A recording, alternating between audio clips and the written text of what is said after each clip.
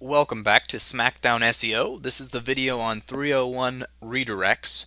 Doing a 301 redirect to a new site that you are working on is a highly effective method for transferring credibility to your website. It will also help you to avoid being punished by Google when you are first building links to rank a new site. You will find that if you use an aged domain with a little page rank and redirect that aged domain to your new site, it will be far easier to rank to the top of the search engines.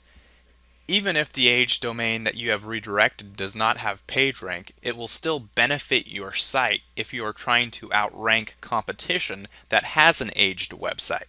After you have registered your domain, you must wait a couple days for the site to be in your name. When you have full ownership, you can then do a 301 redirect.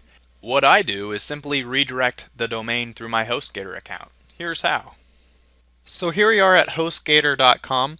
You can either redirect through HostGator after you transfer the name server from GoDaddy, or you can perform a 301 redirect through an htaccess file. The simple way is just going through HostGator. Here we are in the cPanel area, and all we have to do is scroll down a little ways and find the redirects. This is the spot we'll want to click. And now we brought up the redirect page. What we'll want to see is that this says a permanent 301 redirect. We don't want the temporary. And then put in your domain that you wish to redirect. So if you just purchased one through GoDaddy, you'll want to have that in here and then type in the site that you want it to redirect to. So for me, it's the Venapro site. And then just make sure that this is lit up.